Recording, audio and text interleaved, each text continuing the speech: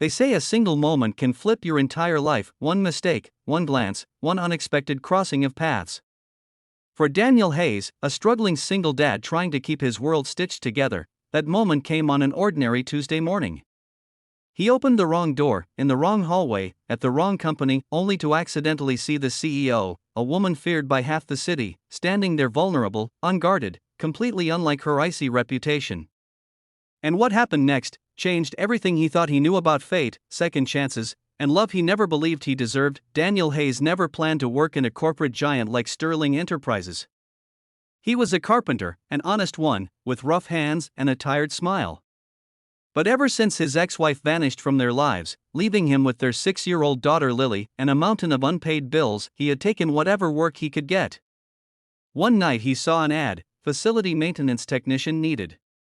High pay. Immediate hire. He didn't hesitate. His first morning felt like stepping into another world. Men in suits walked with the confidence he'd never had. Women clicked past with coffee cups and designer heels. Daniel pulled his toolbox closer, reminding himself why he was here. Lily needed her school fees, her medicines, her future. He could be invisible if that meant she'd be okay. By noon, he was exhausted, drenched in sweat after fixing a jammed elevator on the 29th floor. His supervisor radioed, "Office 30B, ceiling leak. Go immediately. CEO hates disruptions." Daniel nodded, though he felt a shiver. Everyone knew the CEO, Ava Sterling. Powerful, brilliant, untouchable. Rumor said she fired people without blinking. Rumor also said she had no heart. Daniel reached the hallway and knocked softly. No answer. He knocked again, still nothing. He exhaled, pushed the door open, and froze. The room wasn't empty. A woman stood by the window, half turned away, changing out of a soaked blouse as she tried to dry her hair with a towel. The stormy rain outside must have caught her earlier. Her back was to him, elegant yet tense. He didn't see anything indecent, yet the shock alone sent his heart slamming against his ribs. I'm so sorry." Daniel blurted, spinning around so sharply he nearly dropped his toolbox. "I thought the office was empty," your assistant said. "I should have knocked louder. I'm sorry, ma'am."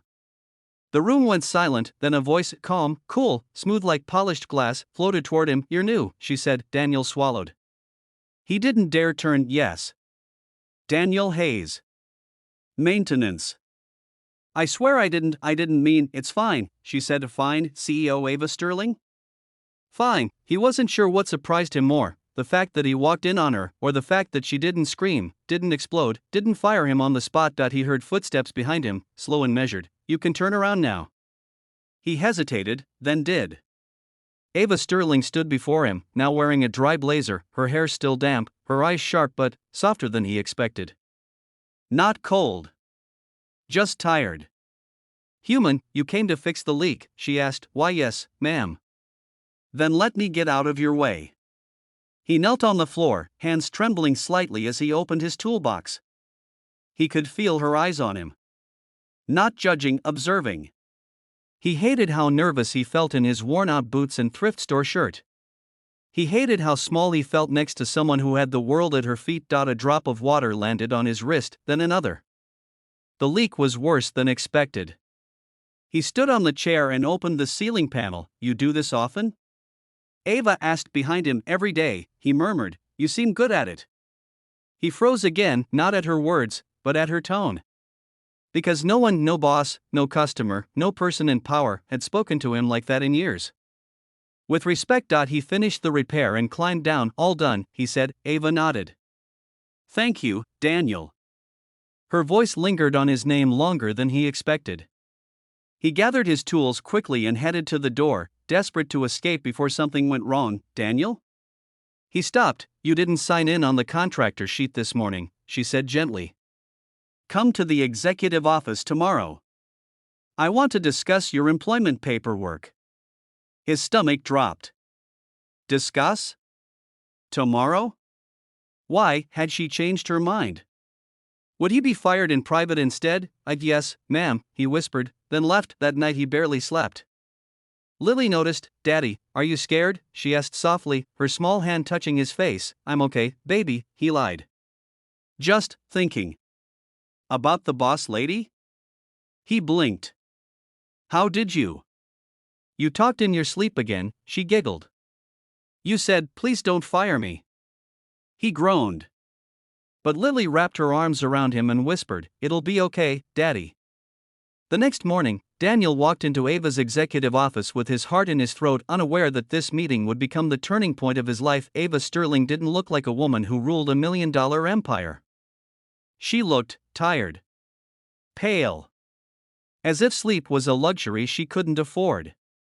Papers were scattered across her desk, 2 empty coffee cups forgotten beside her laptop. Daniel stood stiffly by the door. You wanted to see me, ma'am? Yes, she said, motioning for him to sit. He didn't. Ava sighed softly. Daniel, relax. You're not in trouble.